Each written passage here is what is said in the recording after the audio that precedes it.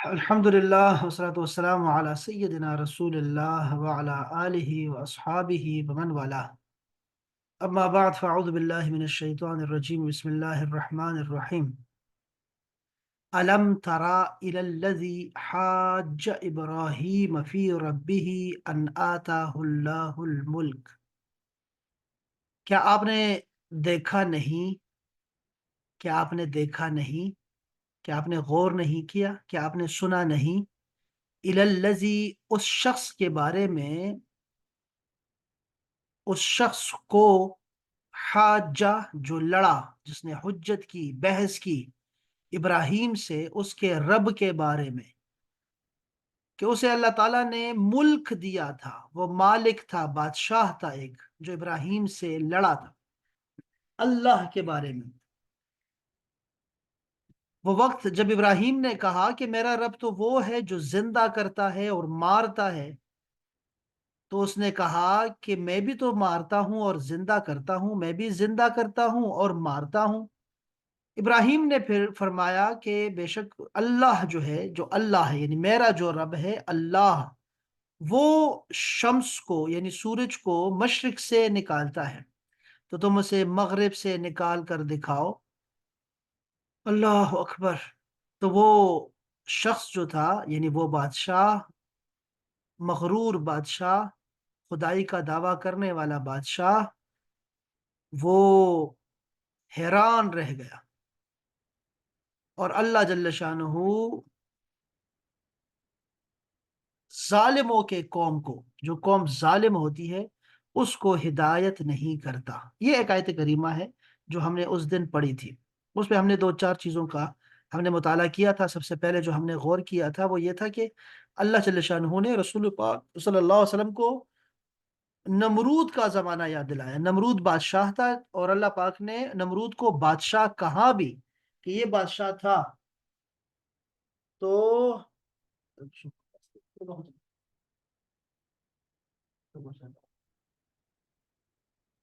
ठीक, तो वो अल्लाह पाक ने उसे बादशाह कहा। इसका मतलब है कि काफिर भी बादशाह मालिक हो सकता है, हम उसको मालिक कह सकते हैं, चाहे काफिर ही क्यों ना हो। तो हमने कहा कि नमरूद का जमाना जो कि 4-5 हजार साल पहले गुजरा है, इब्राहिम अलैहिस्सलाम का जमाना, रसूलुल्लाह ने कैसे देखा कि अल्लाह फरमा रहे हैं कि तुमने देखा नहीं। उस पर हमने तफसीली बात की कि अल्लाह जल्ल शानुहु ने रसूलुल्लाह सल्लल्लाहु अलैहि वसल्लम को एक इल्मी बात बताई है, कि एक एक ऐसी बात जिस पे किसी का इनकार ही नहीं था, यानी यूनिवर्सल ट्रुथ के बारे में बताया। इसलिए उसे आंखों से देखना जरूरी नहीं है, जैसे किसी मुल्क का इनकार कोई नहीं करता, इसलिए कि ना भी देखा हो तब भी इतनी पुख्ता बात होती है कि लोग कहते हैं हाँ हाँ ठीक है जी। तो इसी तरह हम कहते हैं कि आपने गौर नहीं किया कि अमेरिका वाले तो बड़े जालिम हैं, तो हैं ही दहशतगर्द। तो हमने तो खुद नहीं देखा होता, लेकिन इतनी बातें होती हैं कि फिर बंदा कहता है यार हाँ ये तो सच्ची है। एक तो ये हो सकता है। दूसरे हमने कहा कि रसूलुल्लाह को अल्लाह पाक ने ये सारा जमाना दिखा दिया है बाकायदा से, यानी क्या हुआ था जब से पहली चीज बनाई थी, जमीन और आसमान, लोहो कलम जब बनाए थे वो भी दिखाया, और जो आने वाला है कयामत के बाद तक का सारा जमाना दिखा दिया अल्लाह पाक ने। और अल्लाह के लिए कोई भी अजीब बात नहीं है। और रसूलुल्लाह जैसी शख्सियत के लिए ये चीज कोई बड़ी बात नहीं है कि अल्लाह सारा कुछ दिखा दे। मा काना व मा यकून, जो कुछ भी है सारा इल्म में उनके ले आए, तो ये भी कोई बड़ी बात नहीं है।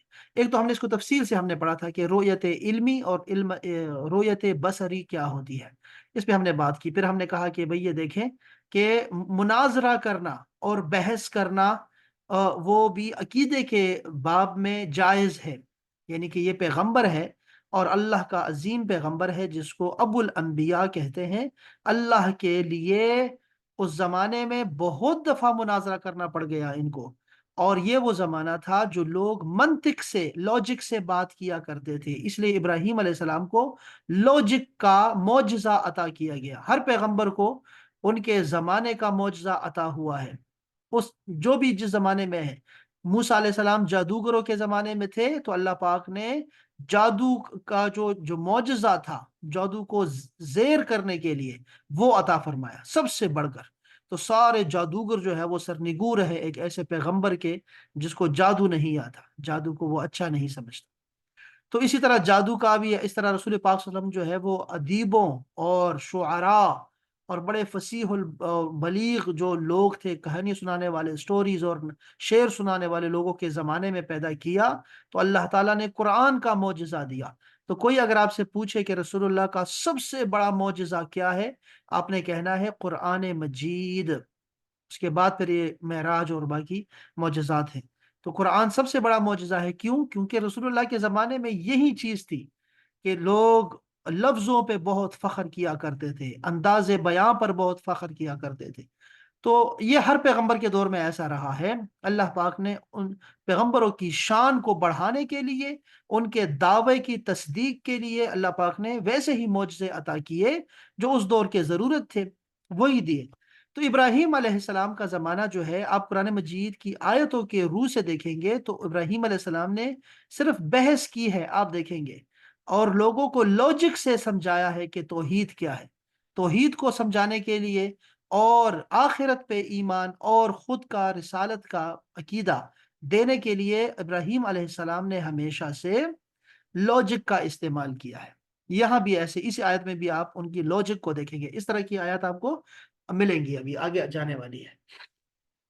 دوسری ان کی جو شخصیت تھی ابراہیم علیہ السلام کی، اس میں اللہ کی محبت، اطاعت اور فنائیت وہ کمال نظر آئے گی آپ کو۔ ابراہیم علیہ السلام اللہ کے عاشق ہیں، اللہ کے محب ہیں، اور فنا فی اللہ شخصیت تھے کہ اللہ کی محبت ابراہیم علیہ السلام کے اندر کھوٹ کھوٹ کے بری ہوئی تھی، اور یہ ہر پیغمبر کے ساتھ ایسا ہے، لیکن ابراہیم اللہ کا دوست ہے، اور ایسا دوست ہے کہ ابراہیم نے اپنے عظیم سے عظیم چیز بھی، اور قریب سے قریب چیز بھی، اور عزیز سے عزیز چیز بھی قربان کرنے سے دریغ نہیں کیا اللہ کی راہ میں اپنے دوست کے لیے، جو دوست جس کو کہتے ہیں، تو خلیل اللہ ابراہیم۔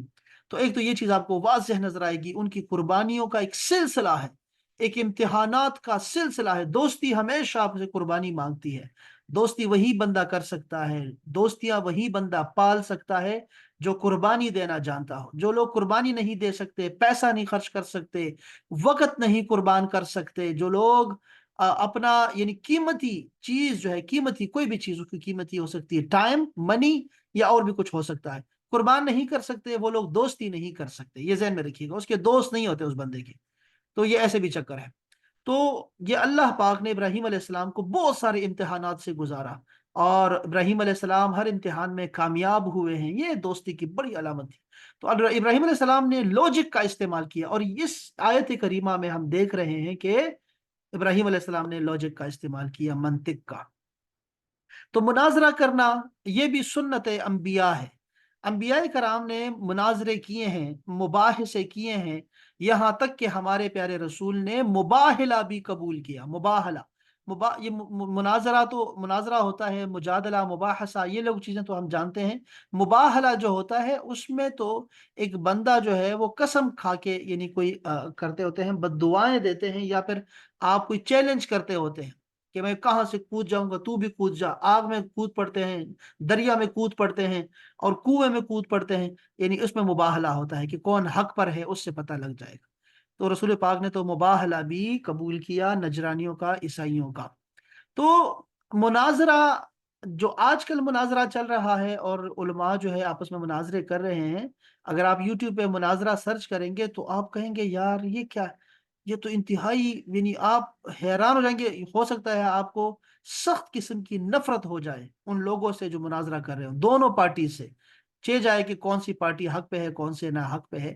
آپ کو مناظرے سے نفرت ہو جائے گی، اور ان لوگوں سے بھی جو مناظرے کرواتے رہتے ہیں، وہ کیسے بولتے، کیسے ان کو تو بولنے کا دور دور تک بھی جو ہے ان ڈھنگ نہیں آتا، کیسے وہ بولتے ہیں، اور کیسے اچھے لوگ بنے ہوتے ہیں، یہ کیا کیسی گالیاں نکالتے ہیں اور کیا کرتے ہیں۔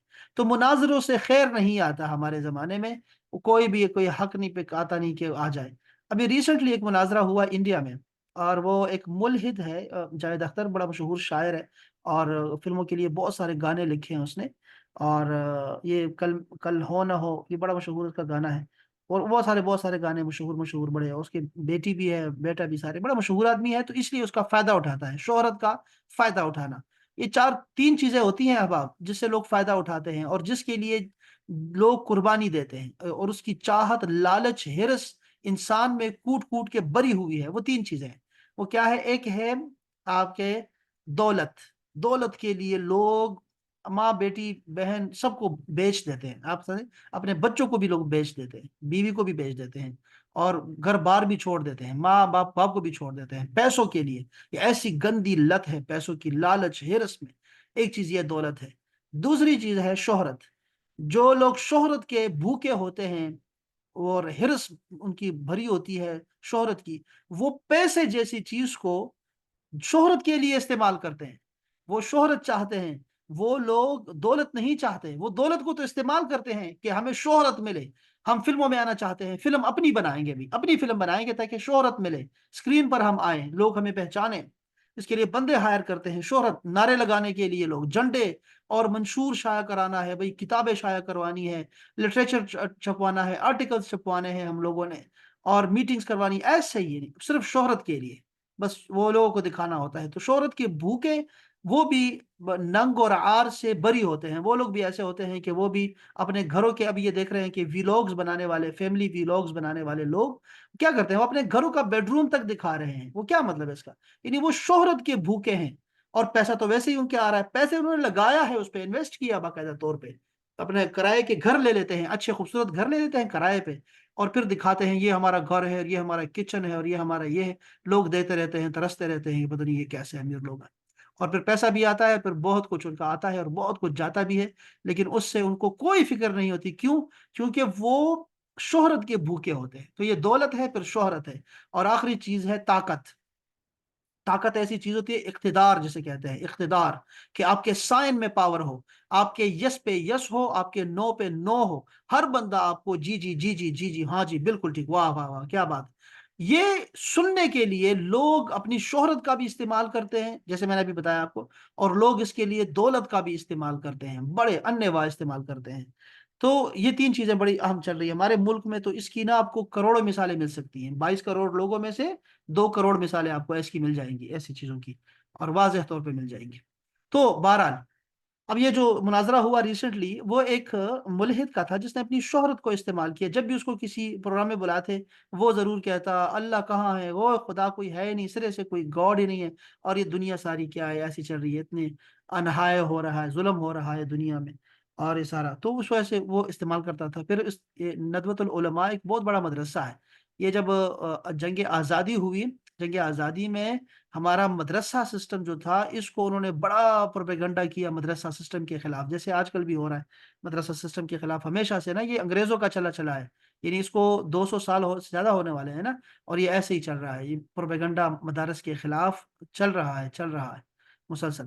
تو مدارس کے خلاف چرچا انہوں نے کیا، اس وقت کیا، اور فارسی کو اور عربی کو جو ہے انہوں نے کہا یہ کیا زبان ہے اور اس سے کوئی ترقی نہیں آئے گی۔ انہوں نے علی گڑھ کو قائم کیا بھئی کہ انگریزوں کے اس میں آیا کریں، انگریزوں میں آیا کریں۔ علی گڑھ کا ایک خالص جو ہے وہ دنیاوی تعلیم کے لیے انہوں نے بنایا علی گڑھ، اور پھر اس میں ٹچ تو دیتے ہیں مذہبی ٹچ، لیکن اس کے مقابلے میں پھر یہ دیوبند کا اور یہ جو آ گیا، اس میں کے بعد ایک آیا تھا جو درمیانی تھا، وہ شریعہ اثریہ کا اور شرعی علوم کا بڑا امتزاج تھا، اس کو کہتے تھے ندوۃ العلماء کے نام سے، بڑا مشہور ہے۔ تو اس کے ایک طالب علم ہیں، مفتی صاحب تھے، ان کا جو ہے ان کے ساتھ انہوں نے کہا مناظرہ کر لیتے ہیں۔ تو بڑا ڈیسنٹ قسم کا مناظرہ تھا، آپ نے دیکھا ہوگا، بڑا ڈیسنٹ مناظرہ تھا، اور اس میں لازم بات ہے وہ حق ہمیشہ حق ہی ہوتا ہے، اور وہ بڑا اچھا انہوں نے دفاع کیا، اور بڑا خوبصورت انہوں نے جو ہے وہ مناظرہ کیا، اچھا تھا وہ، بہت اچھا تھا۔ اور یہ جو ملحدین ہوتے ہیں نا، دو دو طرح کے لوگ دیکھے میں نے، یہ ایک یہ تھے ملحدین جو ایتھیسٹ ہوتے ہیں، دہریے ہوتے ہیں، نیچری ہوتے ہیں جن کو کہتے ہیں، ٹھیک ہے، ایتھیسٹ، ان لوگوں کے پاس بولنے کے لیے کچھ نہیں ہوتا، یعنی بےچارے بالکل کورے ہوتے ہیں، بالکل ہی کچھ نہیں ہوتا ان کو بولنے کے لیے۔ اور دوسرے فیمنسٹ، فیمنسٹ بھی ایسے ہیں، ان کے پاس بھی بولنے کے لیے کچھ نہیں ہوتا، آپ ان سے جب بھی انٹرویو لیں گے عجیب سی لوجک سنو گے، جو کہ بالکل اس کے نہ سر ہوگا نہ کوئی پیر ہوگا، کوئی بات کرنے کی تمیز ہی نہیں، کو سمجھ نہیں کہ ہم نے بولنا کیا ہے۔ تو ایک تو یہ دونوں بیچاروں کو نا، نہ فیمنسٹ کو اور نہ ایتھیسٹ کو کوئی اسپوکن پرسن ملتا ہے، کوئی نہیں ملتا ہے ان کو، تو ان کے پاس کچھ ہوتا نہیں بولنے کے لیے۔ تو یہ مناظرہ تھا، اچھی شکل تھی اس کی ڈیبیٹ کرنے کی، اچھی شکل تھی، تو وہ اچھا تھا، کوئی نہیں خیر ہے۔ لیکن مناظرہ کرنا میں عرض کر رہا تھا کہ ضروری نہیں ہے کہ ہمارے زمانے میں، کیا لکھ دیا ہے، کیا لکھ دیا ہے رضوان بھائی، میں اب آدھا گھنٹہ یہ پڑھوں گا۔ Everyone have to see these مناظرہ last 5 minutes are full but how Akhtar was Javed Akhtar was insulted no words to say. تو کوئی نہیں، اس کو فرق نہیں پڑتا اس سے نا، وہ ان کو یہ ہوتا ہے کہ آپ نا، کبھی کبھی ایسا ہوتا ہے نا، یہ لوگ پروموشن کے لیے پتہ ہے کیا ہوتا ہے؟ ضروری نہیں ہے کہ آپ کی واہ واہ ہو تو تبھی آپ پروموٹ ہوتے ہیں، ضروری نہیں ہوتا، جب آپ لوگ آپ کی انسلٹ کرتے ہیں تبھی بھی آپ پروموٹ ہوتے ہیں، یہ ذہن میں رکھیے گا نا، چیزوں کو سمجھا کریں۔ ضروری نہیں ہے کہ آپ سارے لوگ کہیں کہ تم جیت گئے ہو تو تمہاری واہ واہ واہ واہ واہ، بھائی تم ہار گئے ہو تب بھی تمہاری واہ واہ ہوتی ہے۔ وہ اس چیز کے دل دادا ہوتے ہیں کہ لوگ ہماری نا، ہمیں پہچانے لوگ کہ ہم بھی کچھ ہیں۔ اب ابراہیم علیہ السلام تو ہیں، اللہ کے حبیب ہیں، اللہ کے خلیل ہیں، اللہ کے نبی ہیں، وہ ٹھیک ہے نا۔ اب یہ نمرود کا بھی ذکر ہمیں کرنا پڑتا ہے ڈیلی، آپ دیکھ رہے ہیں نا، ابھی ہمیں تلاوت میں بھی اس کو کرنا، یاد کرنا پڑتا ہے، ایک شخص تھا اللہ کا نافرمان، اللہ کا منکر، اس کا بھی ذکر ساتھ کرنا پڑتا ہے۔ امام حسین کا ذکر تو ہے، امام حسین علیہ السلام کے صدقے سے یزید کا بھی ذکر ہوتا رہتا ہے خبیث کا، تو یہ بھی ساتھ چل جاتا ہے۔ موسیٰ علیہ السلام کا ذکر ہوتا ہے، ہمیشہ سے بلند و بالا ہے، درجات بلند ہیں ان کے، ساتھ میں فرعون خبیث کا بھی ذکر ہوتا رہتا ہے۔ تو یہ جو لوگ ہیں نا، یہ اسی میں خوش ہیں، یہ جو باطل قوتیں ہوتی ہے نا، یہ نہیں سمجھتے کہ میں آدم نہیں ہوں، وہ کہتا ہے مجھے شیطان ہی رہنا ہے لیکن میرا ذکر ہونا چاہیے قیامت تک۔ وہ کہتے ہیں ہم شیطان ہی خوش ہیں، انجام کیا ہوگا نہیں پتا، ہمیں شیطان رہنے دو، لیکن ہمیں دو، بس شہرت دو، ہمیں شہرت دو۔ آدم نہیں بنایا نا، اچھے نہیں ہیں ہم، باطل میں رہیں گے، یعنی کسی صف میں رہیں گے۔ اندازہ کریں یہ ایسے لوگ ہوتے ہیں، یہ ایسے ہی ہوتا ہے نا، یہی تو میں کہہ رہا ہوں آپ سے کہ دو طرح سے یہ چلتا رہتا ہے، اور ان کا کوئی، آپ حیران ہوں گے کہ یار یہ کیوں ایسا نہیں ہے، لیکن وہ ان کی خوشی اور شادمانی اور اطمینان ان کو اسی چیز میں ملتا ہے کہ وہ کہتے ہیں ہم رہیں، بس صفوں میں ہمارا نام ہو۔ وہ کیا کہتے ہیں، بدنام جو ہوں گے تو کیا نام نہ ہوگا، وہ نام ہونے کے لیے بدنام سر مول لے لیتے ہیں کہ چلو بھی ہمارا بھی نام آئے گا۔ تو اب مفتی شمائل صاحب کا جہاں ذکر ہوتا ہے، ساتھ میں جاوید اختر صاحب کا بھی تذکرہ ہوتا ہے، تو پروموشن ہوتی ہے نا۔ یہ فلموں میں کیا کرتے ہیں، جب وہ فلم چھاپتے ہیں کہتے ہیں یہ فلم بین ہے تاکہ سارے لوگ دیکھیں کہ اس میں ہے کیا، بس ایسی چیزیں ہوتی ہیں۔ تو خیر دفعہ کرو، یہ تو عجیب سے لوگ ہیں۔ لیکن میں یہ عرض کرنا چاہ رہا تھا آپ لوگوں سے کہ یہ جو مناظرے ہمارے ملک میں چلے آ رہے تھے، آپ نے دیکھا ہوگا یوٹیوب وغیرہ بہت پہ، تو ضروری نہیں ہے کہ مناظرے اسی کو کہتے ہیں، یہ تو بڑے اس کی بدترین مثالیں ہیں مناظروں کی جو ہمارے یہاں پہ چلتے رہتے ہیں، سنی شیعہ اور سنی وہابی، اور یہ جو آپس میں لڑتے رہتے ہیں، یہ تو بڑے ہی کوئی اس کا تہذیب کے دائرے میں نہیں رہتے وہ لوگ، بالکل بھی نہیں، اور اس کا کوئی انجام بھی نہیں نکلتا اچھا۔ تو اچھے مناظرے بھی ہیں، اس کا یہ مطلب نہیں ہے کہ مناظرہ جو ہے نا، وہ مناظرہ اچھی چیز نہیں ہے، بلکہ مناظرے تو یہ انبیاء کرام نے بھی کیے ہیں، میں نے بتایا جیسے آپ کو، تو مناظرے کرنا بھی یہ سنت انبیاء ہے۔ اب یہاں پہ بحث کی، ابراہیم علیہ السلام نے ایک بات کی کہ میرا رب جو ہے وہ زندہ کرتا ہے اور مارتا ہے، اس نے بھی آگے سے کہا کہ میں بھی زندہ کرتا ہوں اور مارتا ہوں۔ ابراہیم علیہ السلام نے دوسری دلیل دی کہ میرا جو رب ہے اللہ، اس کا نام اللہ ہے، اللہ، اللہ جو ہے وہ سورج کو مشرق سے لاتا ہے، تو اسے مغرب سے لا کے دکھا۔ اب اعتراض کرنے والے کہتے ہیں کہ یہ تو ابراہیم علیہ السلام نے ہار مان لی ہے شروع والی دلیل میں، اس نے ایک دلیل دی اور جواب میں اس نے دلیل دی، تو آگے سے تو وہ خاموش ہو گئے، آگے دوسری دلیل شروع کر دی۔ جب دوسری دلیل شروع کی، اس کا مطلب ہے کہ پہلے دلیل میں وہ مار کھا گئے؟ نہیں، یہ اصل میں ابراہیم علیہ السلام نے مثال دوسری دی ہے اس بیوقوف کو، کہ چکر سمجھو کہ آپ ایک ہی دلیل ہے، دلیل ایک ہی ہے کہ اللہ جو ہے وہی رب ہے، اب اس کی دو طرح سے آپ کو سمجھانا ہے۔ ایک تو یہ ہے کہ وہ زندہ کرتا ہے اور مارتا ہے، وہ اس کو سمجھ نہیں آئی، تو اس کو ابراہیم علیہ السلام نے بتایا کہ دوسری مثال سے سمجھو، یہ جو سورج ہے، کہ کوئی انسان اس کو لے کے آ سکتا ہے؟ یہ صرف اللہ لے کے آ سکتا ہے۔ تو یہ اصل میں دلیل ایک ہی ہے، ابراہیم نے ہار نہیں مانی، لیکن اس کے ذہنی سطح پر آنے کے لیے اس کو اتنی بڑی چیز دکھانا پڑ گئی کہ یہ دیکھو، اس کو نہیں کہتے کہ جیسے اس نے کیا کہ ایک پھانسی والے قیدی کو آزاد کر دیا اور ایک آزاد بندے کو اس نے مار دیا اور کہا دیکھو میں تو زندہ اور مارتا ہوں، اے نہیں ہے، بلکہ اس کا معنی اور تھا، اور پھر وہ دکھایا انہوں نے مثال سے، دوسری مثال سے۔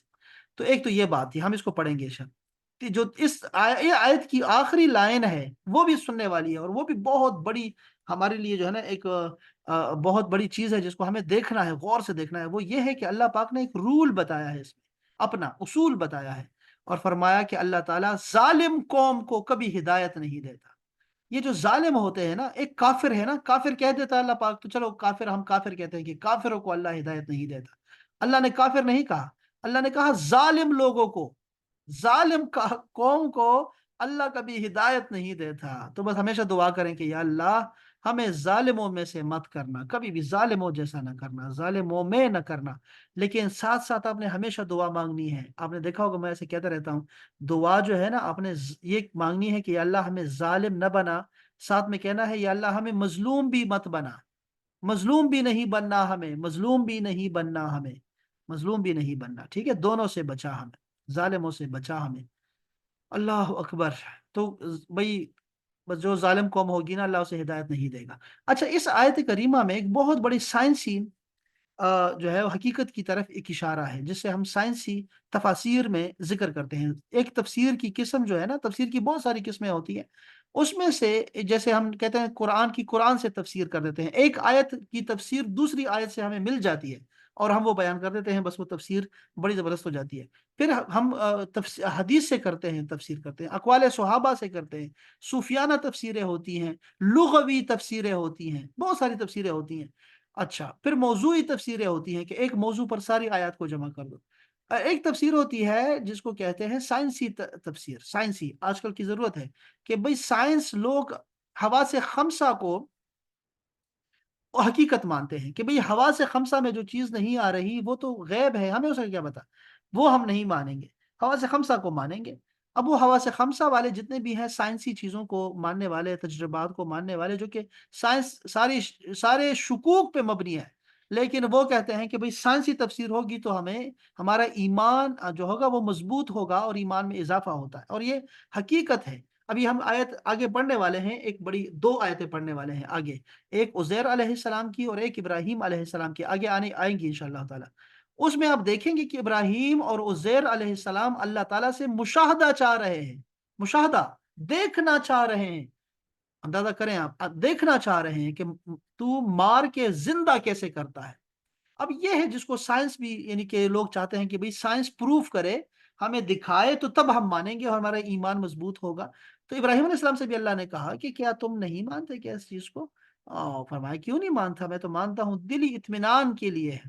تو اطمینان کے لیے مومن بھی ایسی چیزوں کو، سائنس کو، اگر وہ اب اس کے ایمان کے ساتھ، اگر قرآن کے ساتھ جوڑ کھائے نا، اگر کوئی بھی اعلان کرے کہ بھئی اب جیسے ویب جیمز ہے، اب وہ اگر تصویریں لے کے دکھاتا ہے کہ یہ کائنات بہت وسیع ہے، اس کا تو اندازہ ہی نہیں ہے، تو اس سے مومن بندہ بھی خوش ہو جاتا ہے، اس کا ایمان تازہ ہوتا ہے کہ ہاں میرا رب ایسا ہی ہے، اس نے کائنات بہت وسیع بنائی ہے، اس دنیا کی اس کے ہاں مچھر کے پر سے بھی جو ہے کم قیمت ہے اس کی اور اس کی حیثیت ہے، تو وہ مچھر کے پر سے کم کو دکھائے گا کہ ہاں یہ دیکھو مچھر کے پر سے بھی کم ہے یہ دنیا، اور یہ تو پہلے سے حدیث پاک میں آیا ہوا ہے، تو اس کا ایمان تازہ ہوتا ہے، اس سے مضبوط ہوتا ہے۔ تو یہ سائنسی مشاہدات مانگنا اور سائنسی دلیل مانگنا یہ بھی کوئی کفر کی علامت نہیں ہے، اگر کوئی مسلمان یہ طلب کرے تب، اور اس کو قرآن کے وہ مخالف نہ ہو، قرآن کے ساتھ اس کی تصدیق ہو، حدیث کے ساتھ تصدیق ہو، تو پھر جو ہے اس کا ایمان تازہ ہوتا ہے اور وہ واقعی جو ہے وہ مضبوطی کا باعث بنتے ہیں۔ جیسے یہاں ایک چیز ہے، اب یہاں پہ دکھایا گیا کہ سورج جو ہے وہ اللہ تعالیٰ مشرق سے لے کے آتا ہے اور تو مغرب سے دکھا، اس کا مطلب ہے کہ یہ تو یہ ہے نا کہ اللہ تعالیٰ مشرق سے ہی لے کے آئے گا، نہیں، ایسا بھی نہیں ہے۔ اچھا، یہ دیکھو کہ کوئی انسان لے کے نہیں آ سکتا مغرب سے، یہ بھی نہیں ہے۔ اب دیکھو ذرا کیسے، دو چیزیں ہیں بتائیں کی ہے، اللہ تعالیٰ مشرق سے بھی سورج نکالتا ہے روزانہ، اور مشرقوں کو چینج کرتا رہتا ہے مسلسل، یہ جو ہمارے 12 مہینے ہیں، اس میں مشرق ہمارا بدلتا رہتا ہے، بدلتا رہتا ہے ہمارا، اور وہ سب مشرق ہے، مشرقین بھی ہے، مشارق بھی ہے، مشارق، تو اللہ تعالیٰ خود بدلتا رہتا ہے، بدلتا رہتا ہے اس کو، ایک تو یہ اللہ تعالیٰ قادر ہے اس بات پہ۔ اسی طرح مغرب بھی بدلتی رہتی ہے ہماری، کہ مغرب کون سی ہے، کہاں سے سورج غروب ہوگا، اس کو بھی بدلتا رہتا ہے۔ ایک تو یہ، یعنی آیت دیکھ کے آپ نے فوراً اس کو دین کامل نہیں سمجھنا، استاد سے سمجھنا ہے کہ بھئی یہ ہے کیا چیز، ایسے اساتذہ سے مفسرین کو تلاش کرنا ہوتا ہے، صحابہ کرام نے کیا کہا، رسول اللہ نے کیا کہا، سارا دین سمجھنا ہوتا ہے، تب جا کے آپ نے کہنا ہاں یہ تو آیت میں بھی تھا، بالکل ایسے ہی ہے۔ تو ایک آیت کو دیکھ کے آپ نے فیصلہ نہیں کرنا، یہ میں آپ کو بار بار کہتا رہوں گا، کیونکہ اس دور کا فتنہ یہی ہے کہ آپ کو ایک آیت دکھا دی جاتی ہے اور کہتے ہیں دیکھو، اس کو ابراہیم علیہ السلام نے نمرود کو کہا کہ تم مغرب سے نکال کے دکھا، اس کا مطلب ہے کہ کوئی انسان جو غیر اللہ ہے، اللہ کے غیر ہے، وہ کوئی بھی مغرب سے نہیں نکال سکتا، ٹھیک ہے۔ اب ذرا اس کو دیکھ، देखते हैं जरा। एक तो ये है कि अल्लाह ताला मशरिकों को चेंज करता रहता है, ठीक है, निकलने की जगह को, और मगरिबों को भी बदलता रहता है। एक अल्लाह ताला मगरिब से निकालेगा सूरज को, और वो कयामत के कुर्ब कयामत के अलामात हैं, कयामत की अलामात नहीं है, वो कुर्ब कयामत के अलामात में से होगा, ठीक है।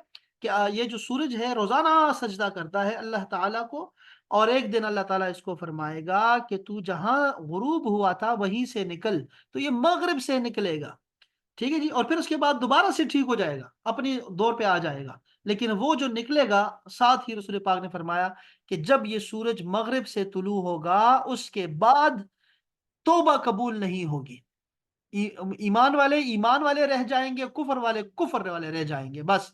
क्योंकि उसके बाद सब कुछ वाज़ेह हो जाएगा। उसके बाद फिर मार दाड़ होनी है, बड़ी सख्त किस्म की मार दाड़ होनी है। उसके बाद ऐसा नहीं होगा कि कोई बंदा डर जाएगा तो फौरन कलमा पढ़ लेगा और बदल जाएगा, नहीं, बस उसके बाद तौबा कबूल नहीं होगा, ईमान कबूल नहीं होगा। इसलिए हमेशा दुआ किया करे कि या अल्लाह, हर इंसान का जो मगरिब है, मगरिब से शुरू सूरज का तुलू होना है, उसकी मौत है।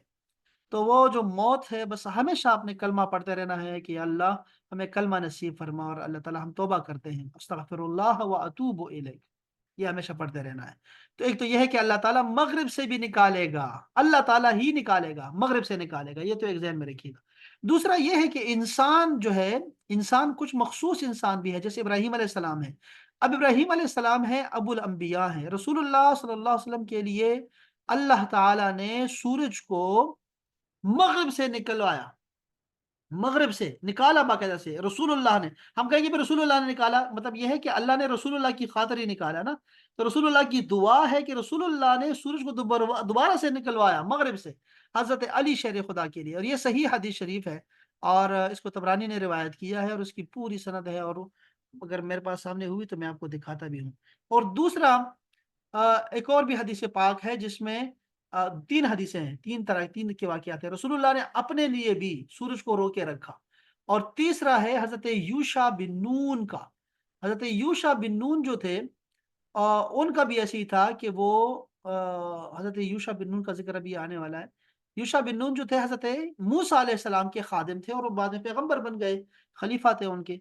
जब वो हजरत यूशा बिन नून जो है जिहाद करते थे ना, तो फिर बड़े ही दिल लगी से जिहाद करते थे, और कहते थे कि जिनकी बीवियां नहीं है तो वो अपने घरों में रहे, नहीं नहीं, जिनका दूल्हा है ना, दूल्हा सारे घर में रहे, और जिनके फल जो है वो पक्के हो रहे हैं, वो भी घरों में रहे, जिनके छत डलने हैं अभी कमरों के, घरों के, घर बना रहे हैं, तो वो भी घरों में रहे। क्योंकि जब वो जहाद के लिए निकलते थे तो फिर पीछे नहीं देखते थे। तो ऐसे ही एक दिन में वो जिहाद कर रहे थे कि मगरिब का वक्त आने लगा था।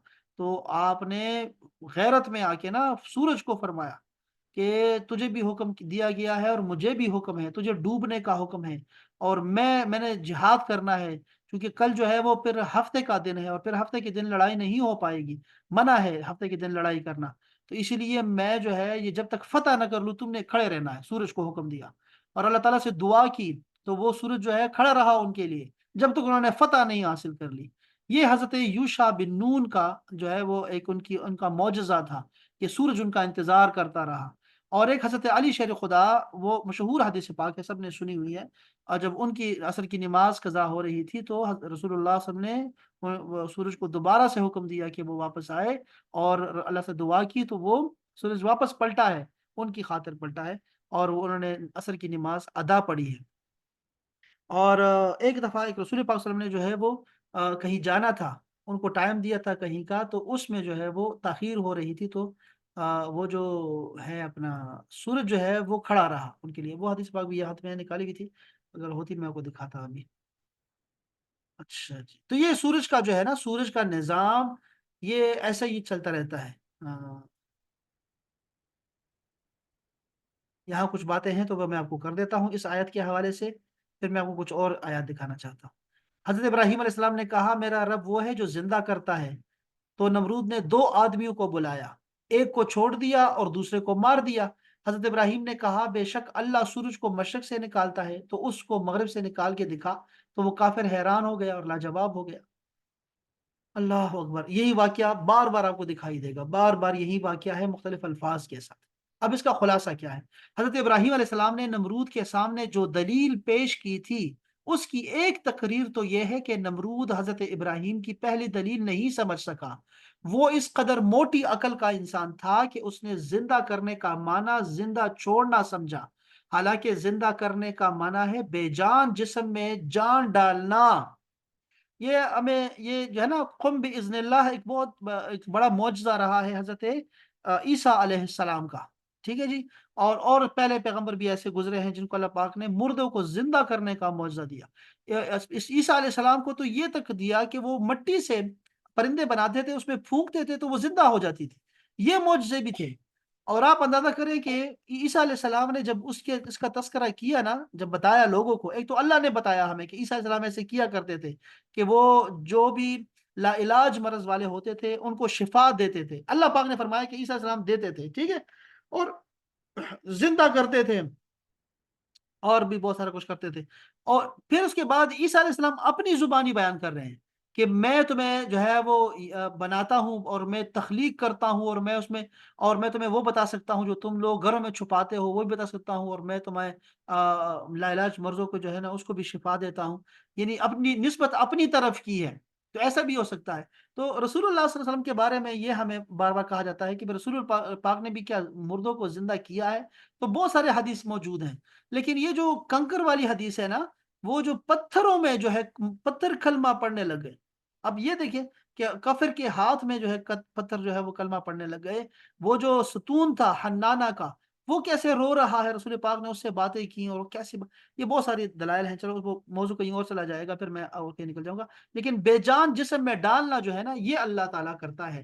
اس لیے حضرت ابراہیم علیہ السلام نے دوسری واضح دلیل پیش کی، اور دوسری تقریر یہ ہے کہ ابراہیم کی ایک دلیل سے دوسری دلیل کی طرف منتقل نہیں، بلکہ دونوں مرتبہ ایک ہی دلیل پیش کی، البتہ اس کی دو مثالیں بیان کی۔ ہاں، یہ واقعہ میں نے آپ کو ابھی بتایا اس چیز کے بارے میں، ایسا ہی تھا بس۔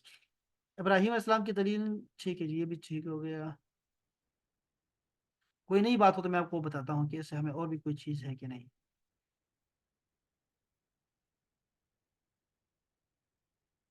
اللہ اکبر۔ اچھا جی، اس آیت سے معلوم ہوا کہ کافر کو ملک یعنی بادشاہ کہنا جائز ہے، کیونکہ اللہ تعالیٰ نے فرمایا ہے کہ اللہ نے اس کو ملک دیا۔ نیز اس سے یہ بھی معلوم ہوا کہ اللہ تعالیٰ کافروں کو دنیا میں نعمتیں عطا کرتا ہے اور آخرت میں ان کو محروم کر دیتا ہے، دوزخ کے سوا ان کا کوئی ٹھکانہ نہیں۔ نیز اس آیت سے یہ بھی معلوم ہوا کہ دین کو ثابت کرنے کے لیے مخالفین سے مباحثہ اور مناظرہ کرنا جائز ہے، بلکہ انبیاء علیہ السلام کی سنت ہے۔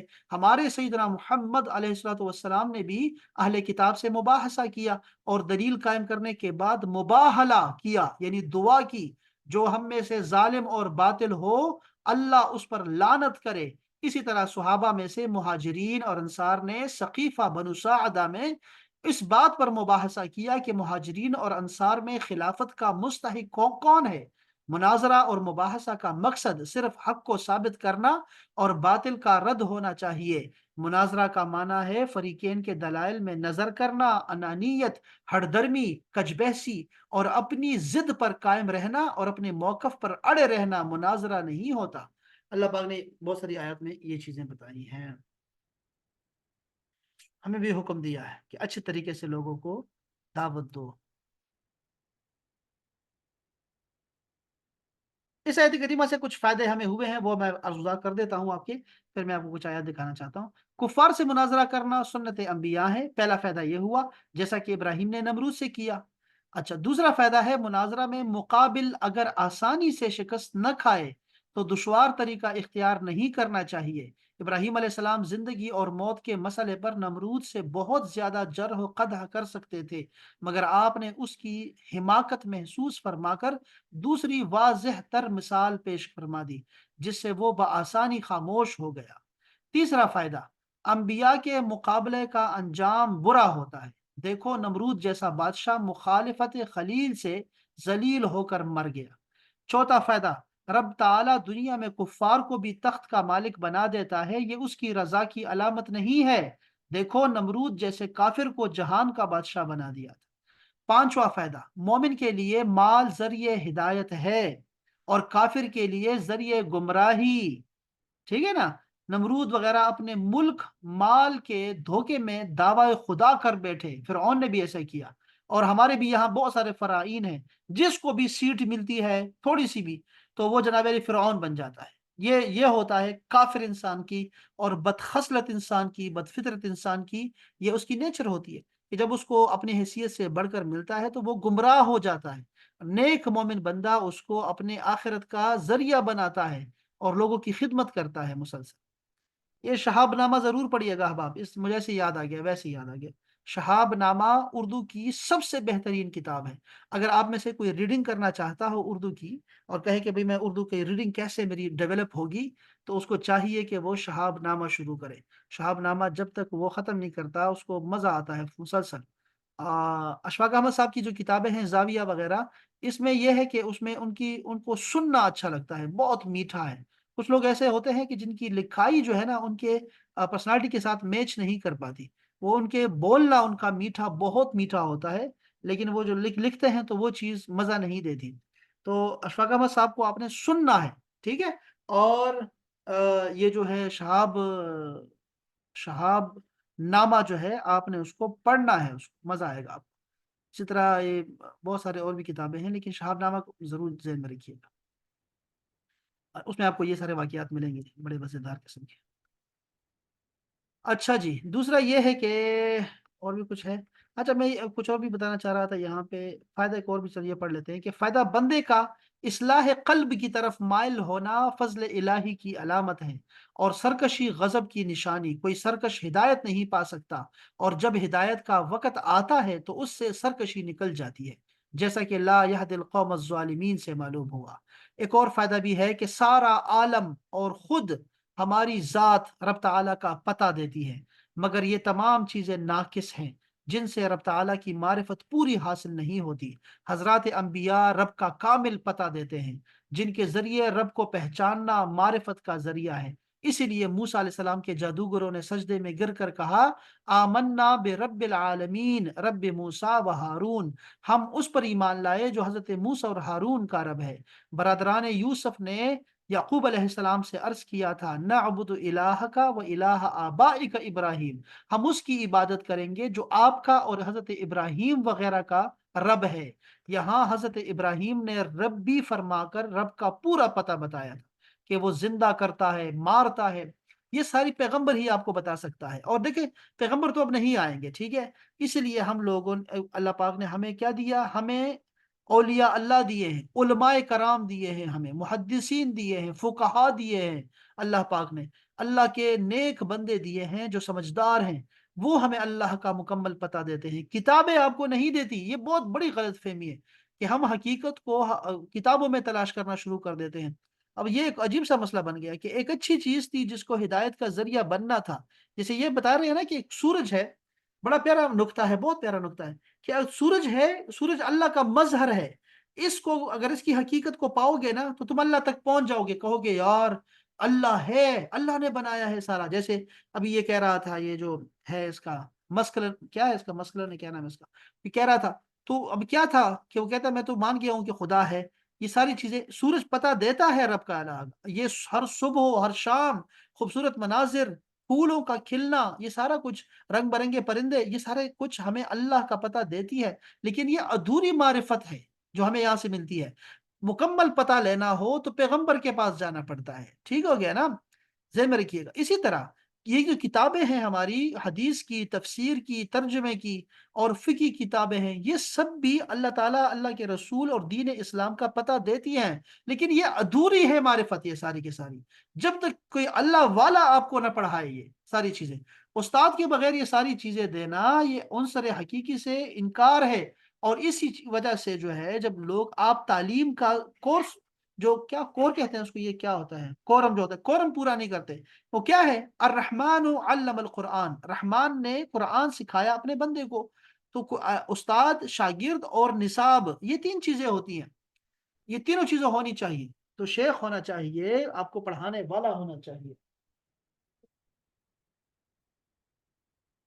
تو یہ چکر ہے جی، یہ ذہن میں رکھیے گا یہ کہ ہمیں کسی اللہ والے کا دامن جو ہے وہ پکڑنا ہوگا، کسی کے ہاتھ میں ہاتھ دینا ہوگا، کسی کی شاگردی اختیار کرنا ہوتی ہے۔ کسی مرشد کے پیچھے جانا ہوتا ہے تبھی ہمیں جو ہے حقیقت تک وہ لے کے جاتے ہیں. کتابوں سے جاؤ گے تو راستہ کھو دو گے، سمجھ نہیں آئے گی، آپ مشکوک ہو جاؤ گے، راستہ ہی سارا اندھیر نگری ہے، تنگ گلی میں جا کے پھنس جاؤ گے. پھر کوئی اللہ والا ڈھونڈو گے، کہاں ہے مجھے بتاؤ سمجھاؤ. اللہ اکبر یا ربی یا رب. چلیں جی، یہ تو یہ بات ختم ہو گئی. اچھا آخری بات یہ تھی کہ یہ جو نمرود تھا اس کا انجام کیا ہوا. نمرود کا سب کو پتا ہے کہ اس کو اللہ تعالیٰ نے مچھر سے مارا.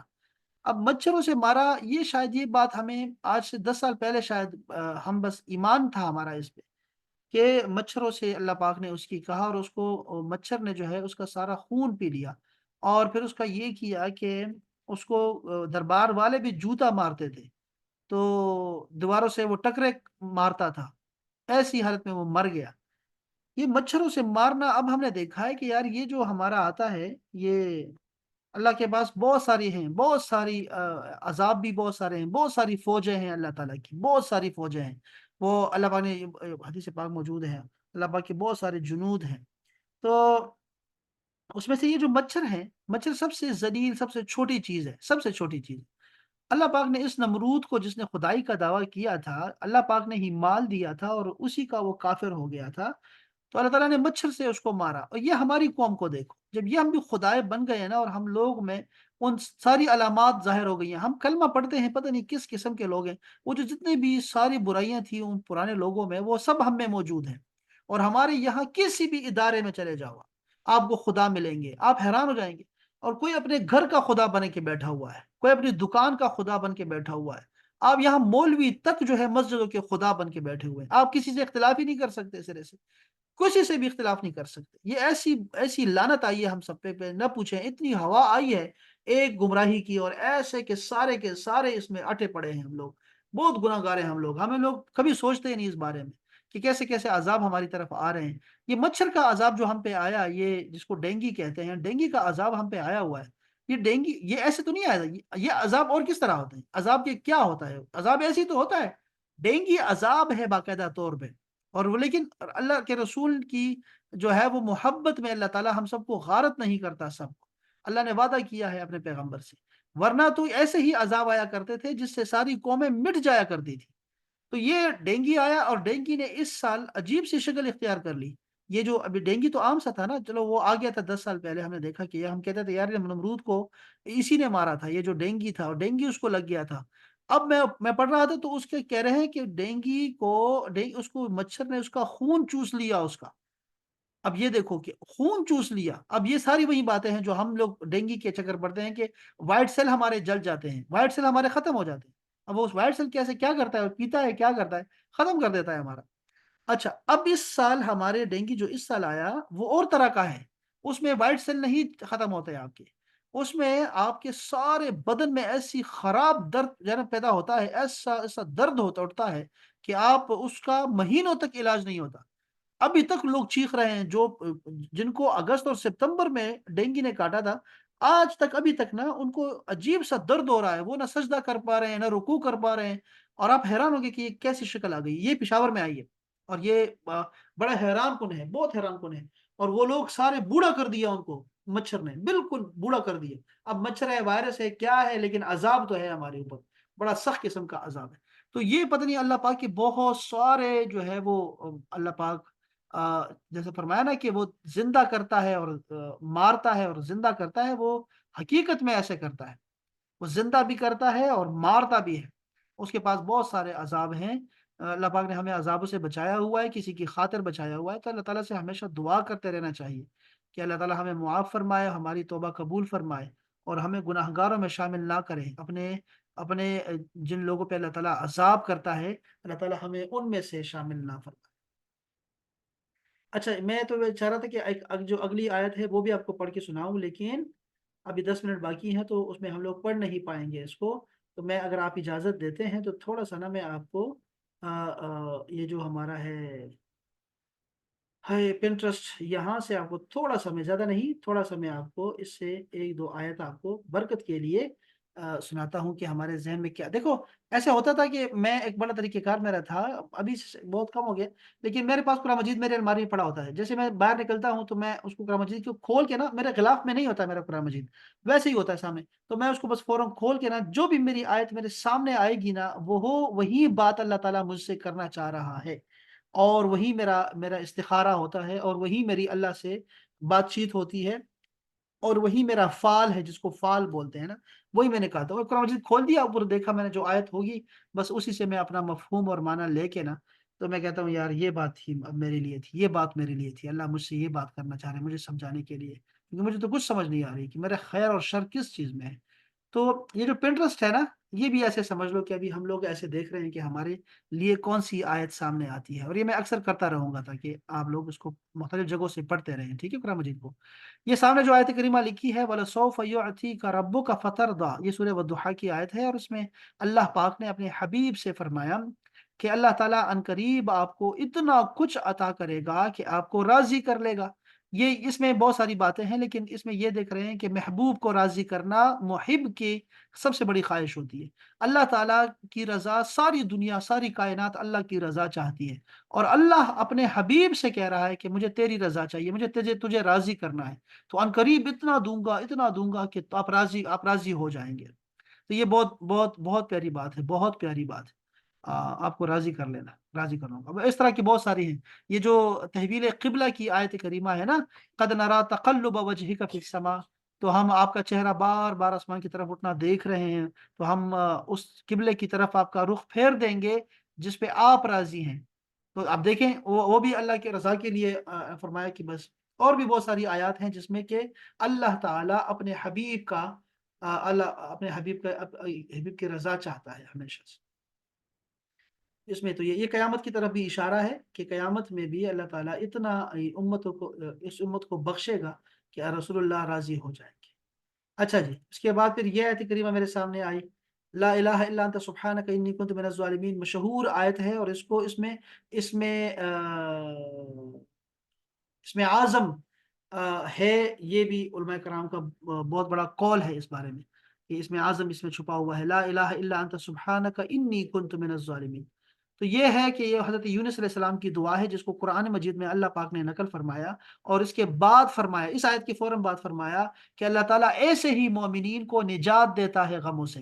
اور یہ میرا اپنی زندگی کا، اگر آپ کہیں نا کہ اس میں اعظم کیا ہے، ہر انسان کا اپنا اس میں اعظم ہوتا ہے. کوئی درود شریف پڑھتا ہے تو اس کی دنیا اور آخرت کی ساری مشکلیں آسان ہو جاتی ہے ایک دفعہ درود پڑھنے سے.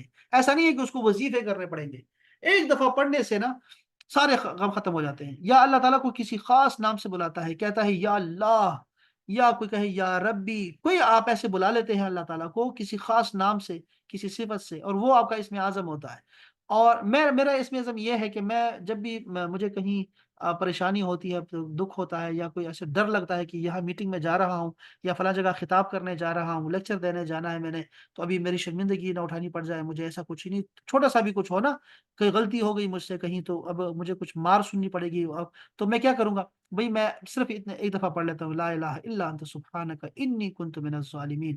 ایک تو تیری بڑائی کا میں اقرار کرتا ہوں، دوسری اپنی کمائیگی کا اعتراف کرتا ہوں کہ میں ہی ٹھیک نہیں ہوں، میں ہی نکما ہوں، میں ہی ظالم ہوں، میں ہی کمتر ہوں. اور تو بڑا ہے، تو سبحان ہے، تو پاک ہے، تو ہی تو ہے، تو ہی تو ہے. تو یہ بہت بڑا ایک کلمہ ہے جو کہ اللہ پاک نے قرآن مجید میں فرمایا. اس کے بعد جو آیت کریمہ میرے سامنے آ رہی ہے وہ ہے ربنا آتنا فی الدنیا حسنہ وفی الآخرۃ حسنہ وقنا عذاب النار. سب کو یہ دعا آتی ہے، چھوٹے سے بڑے بچے کو بھی، مسلمانوں کے یہ آتی ہے. اس میں یہ آپ دیکھ رہے ہیں خانہ کعبہ کا رکن یمانی ہے، یہاں پر دو فرشتے کھڑے ہوتے ہیں. رکن یمانی کے ساتھ سے جو خانہ کعبہ کا گیٹ اور حجر اسود ہے، اس راستے میں اس دیوار کے ساتھ دو فرشتے ہوتے ہیں، یا اور بھی فرشتے ہوں گے ساتھ میں. تو وہ یہاں پہ رسول پاک جب آیا کرتے تھے تو یہ دعا فرماتے تھے، ربنا آتنا فی الدنیا حسنہ وفی الآخرۃ. تو آپ یہاں جب بھی پہنچتے ہیں تو آپ سنتے ہیں کہ سارے لوگ یہی دعا پڑھ رہے ہیں. تو اس میں دعا میں ہے کیا؟ اس میں دنیا اور آخرت کی بھلائی اللہ سے مانگنا ہے، اور عذاب قبر، عذاب نار سے، دوزخ کے آگ سے اللہ کا جو ہے نا اللہ کی پناہ میں آنا ہوتا ہے. یہ ہم مانگتے ہیں اللہ تعالیٰ سے. ٹھیک ہے، بس بندے کو بچے. تو اس میں یہ ہوا کہ یہ دعا جو ہے نا بہترین دعا ہے، اگر آپ کو دعا قنوت نہیں آتی تو پھر یہ دعا پڑھ لیا کریں، وہ دعا کا مقام ہے، اکثر لوگ پوچھتے ہیں تو وہ کیا پڑھے وہاں پہ، تو یہ پڑھا کریں ربنا آتنا فی دنیا حسنہ پڑھا۔ تو ہمیں دنیا بھی اللہ سے مانگنی ہے، صرف آخرت آخرت آخرت نہ کیا کرو کہ یا اللہ مجھے ساری سزائیں دنیا میں دے دو، آخرت میں پھر سزا میں نہیں سہ سکوں گا، ایسے نہیں کہنا، یہ تو آپ نے بہت کچھ مانگ لیا اللہ سے، ایسے نہیں مانگتے۔ اللہ سے کہو کہ دنیا میں بھی مجھے معاف رکھنا، آخرت بھی مجھے معاف رکھنا، دنیا بھی میرا پردہ رکھنا، آخرت بھی میرا پردہ رکھنا، یہاں بھی مجھے بھلائی دے، وہاں بھی بھلائی دے، یہاں بھی سب کچھ دے دے، دنیا کی نعمتیں یہاں دے دے، آخرت کی نعمتیں آخرت میں دے دینا۔ تو ایسے دعائیں مانگتے ہیں، دنیا اور آخرت دونوں کے لیے مانگا کریں ہمیشہ۔ یہ ہمیں اس آیت کریمہ میں پتہ چلتی ہے۔ یہ آیت کریمہ سامنے آئی ہے اور اس میں فَإِنَّ مَعَ الْعُسْرِ يُسْرًا اللہ پاک نے 2 دفعہ فرمایا ہے، اور یہ سند ہے بہت بڑی کہ ہر مشکل کے بعد آسانی ہے، ہر مشکل کے بعد آسانی ہے، ہر رات کے بعد سویرا ہے، ہر تاریک رات کے بعد ایک روشن سویرا ہے۔ اور یہ ہماری زندگی کا تجربہ ہے کہ ایسا ہی ہوا ہے، ہم لوگ بے صبرے ہو جاتے ہیں، ہر عمر میں ہم یہ کہتے ہیں کہ ہمیں تو یہ بات پتہ ہے کہ ہر مشکل کے بعد آسانی ہے، لیکن ہم مانتے نہیں ہیں، ہماری مشکل ہمارے اوپر پڑتی ہے تو ہم پھر گھبرا جاتے ہیں، ہم چاہے بوڑھے ہو جائیں گھبرا جاتے ہیں مشکل میں فوراً ہی، اور یہ آیت بھول جاتے ہیں۔ پھر جب فراغت آتی ہے اور خوشی آتی ہے تو کہتے ہیں ہاں ہاں یہ پتہ ہے پتہ ہے پتہ ہے، جیسے مشکل آتی ہے پھر بھول جاتے ہیں یہ آیت کریمہ۔ تو اس کو اپنے انگوٹھوں پہ نا، انگوٹھی جو ہوتی ہے انگوٹھی اس پہ لکھ لو، یعنی اپنے اپنے گریبان پہ لکھ لو، ایسی جگہ لکھو جہاں آپ کو نظر آئے کہ یہ وقت گزر جائے گا، یار پریشانی کی بات نہیں ہے، یہ مشکل آسان ہو جائے گی، اللہ تعالیٰ ہے نا 2 دفعہ فرمایا ہے۔ تو یہ سورہ علم نشرح جو ہے نا، یہ سورہ والضحیٰ کی ساتھ ہی ہے، اور اسی طرح انا اعطینا کل کوثر، یہ 3 صورت ایسی ہیں جس میں اللہ پاک نے رسول اللہ کو جو جو نعمت عطا فرمائی ہے اس کا ذکر فرمایا ہے۔ تو اس میں سے یہ ہے کہ آپ کا ہر دن آنے والا دن وہ آپ کے پچھلے دن سے بہتر ہوگا، ہر مشکل کے بعد آسانی ہے، ہر مشکل کے بعد آسانی ہے، تو یہ اللہ پاک نے فرمایا۔ اسی طرح حسبنا اللہ و نعم الوکیل کا مطلب ہوتا ہے یا اللہ، یہ بھی ذکر بھی ہے اور یہ آیت کریمہ بھی ہے کہ اللہ پاک ہمارے لیے کافی ہے۔ کبھی یہ حسبی اللہ ہوتا ہے، حسبی اللہ اگر آ جائے گا نا کی جگہ یا آ جائے تو سمجھ جاؤ کہ میرے لیے اللہ کافی ہے، اور حسبنا اللہ کا مطلب ہے اللہ ہمارے لیے کافی ہے۔ ونعم الوکیل، اور کارساز ہے بہترین۔ وکیل کا مطلب ہوتا ہے کار بنانے والا، یعنی کام بنانے والا۔ وکیل ہم کیوں رکھتے ہیں؟ تاکہ وہ ہمارا مقدمہ لڑے، کام بنائے، کارساز کہتے ہیں اس کو۔ تو اللہ پاک بہترین وکیل ہے، اور آپ نے دیکھا کہ وکیل انسان کو بھی کہہ سکتے ہیں اور اللہ کا نام بھی وکیل ہے، اس سے کوئی شرک نہیں آئے گا، ٹھیک ہے؟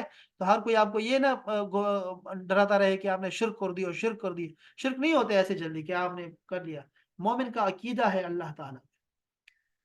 تو ایک بھی یہ آیت کریمہ بھی بڑی خوبصورت آیت کریمہ تھی، چلو یہ بھی اچھا ہو گیا۔ ایک اور آیت کریمہ سامنے آئی ہے اور اس میں اللہ جل شانہ نے بھروسے کی بات کی ہے، کیا خوبصورت بات ہے، اللہ اکبر۔ وَمَن يَتَوَكَّلْ عَلَى اللَّهِ فَهُوَ حَسْبُهُ، اور جو بندہ بھی اللہ پر بھروسہ کرتا ہے تو اللہ اسے کافی ہو جاتا ہے۔ ذہن میں رکھیے گا یہ بات، اگر یہ آیت کریمہ یاد ہے نا، دروازے پہ لکھی ہو، کمرے میں کہیں اس کا فریم بنا کے رکھا ہو، تو بندے کا ایمان تازہ ہو ہی رہتا ہے، بس کہ یار اللہ پہ توکل کریں گے۔ اپنے سارے اسباب دیکھ لو، دکان شروع کر رہے ہو نا، کاروبار شروع کر رہے ہو تو سارے اسباب دیکھ لو، اپنی طرف سے کر لو، جو کچھ کرنا ہے تم نے کر لو، اس کے بعد یہ دعا مانگنی ہے اللہ تجھ پہ توکل کی ہے اور بس اب تو ہی اس کو سنبھال۔ اب دیکھو نہیں، اسباب پورے کرنے ہیں ہم نے۔ مومن کا توکل یہ ہے کہ وہ پہلے اسباب بناتا ہے پھر اللہ پہ چھوڑتا ہے، ایسے نہیں ہے کہ لیٹا ہوا ہے اور کہے یا اللہ بس تو اب پیسے دے ہمیں، تو وہ دے دیتا ہے، ایسے بہت سارے کو دیا بھی ہے، لیکن یہ توکل کا طریقہ نہیں ہے، ٹھیک ہے؟ اس کو تواکل بولتے ہیں، اور یہ توکل ہے جو ہمیں کرنا چاہیے، اللہ پہ بھروسہ، اللہ پہ بھروسہ سب مومنوں کو کرنا چاہیے، ٹھیک ہے؟ پریشانی ہونا، اپنے اسباب پہ اترانا نہیں چاہیے کہ میں نے اچھا گھر بنا لیا، مضبوط گھر بنا دیا، اب اس کو دنیا کی کوئی طاقت ہلا نہیں سکتی اور یہ میرے پوتوں کی بھی کام آئے گا یہ گھر، ایسے نہیں کہتے، ٹھیک ہے؟ ہمیشہ کہنا ہے کہ یا اللہ میں نے یہ گھر بنا دیا ہے، اس کو میرے پڑپوتوں تک پہنچا، ان کو بھی سہارا دینا اس پہ اور چھت دینا اس سے، اور خیر پہنچا اس سے لوگوں کو۔ آپ نے اللہ پہ چھوڑنا ہے اپنے سارے اسباب کر کے، ٹھیک ہے؟ اپنے اسباب پہ اترانا نہیں ہے کہ مجھے کاروبار میں کبھی نقصان ہو ہی نہیں سکتا، ایسا نہیں ہوتا، ٹھیک ہے؟ اور یہ آخری آیت کریمہ ہے، آخری منٹ میں اللہ پاک نے فرمایا لا تحزن ان اللہ معنا۔ رسول اللہ صلی اللہ علیہ وسلم نے حضرت ابوبکر صدیق کو جو فرمایا، اللہ نے اس کو نقل کیا قرآن مجید میں، اللہ پاک نے فرمایا کہ لا تحزن، اور مت دکھی ہونا، دکھی مت ہونا، بے شک اللہ تعالی ہمارے ساتھ ہے، ہر مومن کے ساتھ اللہ تعالی ہے، ہر مومن کے ساتھ۔ اور یہ آگے ایک اور آیت بھی مجھے دکھائی دے رہی ہے، وَنَحْنُ أَقْرَبُ إِلَيْهِ مِنْ حَبْلِ الْوَرِيدِ وَنَحْنُ أَقْرَبُ إِلَيْهِ مِنْ حَبْلِ الْوَرِيدِ، اور بے شک ہم لوگ اس کے شہرک سے بھی زیادہ قریب ہے، بے شک ایسا ہی۔ اللہ تعالی ہم سب کا حامی و ناصر و احباب، آپ سب کا بہت بہت شکریہ، آپ کی سماعتوں کا بہت بہت شکریہ، آپ نے وقت دیا۔ اللہ تعالیٰ آپ سب کو خوش رکھے، سب کو سلامت رکھے، اور اللہ تعالیٰ اس کو ہمارے لیے توشہ آخرت بنائے۔ اللہ تعالیٰ قرآن مجید کو ہمارے دلوں کا قرار سکون بنائے۔ اللہ تعالیٰ اس کو ہمارے لیے آنکھوں کا نور بنائے، دل بینا بھی کر خدا سے طلب، کہ آنکھ کا نور دل کا نور نہیں، اللہ تعالیٰ اس کو ہماری آنکھوں اور دل کا نور بنائے، اس سے ہمارے دنیا کے کام بھی سنوارے اور آخرت کے کام بھی سنوارے، یہ اللہ تعالیٰ اس کو ہمارے لیے شفیع بنائے۔ اللہ تعالیٰ ہمارے بچوں کو حافظ عالم بنائے، اللہ تعالیٰ ہمیں قرآن پہ چلنے والا اور حدیث پہ چلنے والا، رسول اللہ کی سنتوں پہ چلنے والا بنائے۔ اللہ تعالیٰ اس کے صدقے سے ہمارے تمام بیماروں کو شفائے کاملہ عاجلہ عطا فرمائے، اور ہمارے مرحومین کی مغفرت فرمائے، اللہ تعالیٰ ان کی قبروں کو جنت بنائے، اور اللہ تعالیٰ ہم سب کا خاتمہ بالایمان اس کلمے پہ فرمائے کہ لا الہ الا اللہ محمد رسول اللہ صلی اللہ علیہ وسلم۔ بہت بہت شکریہ احباب، السلام علیکم ورحمۃ اللہ۔ وعلیکم السلام ورحمۃ اللہ وبرکاتہ۔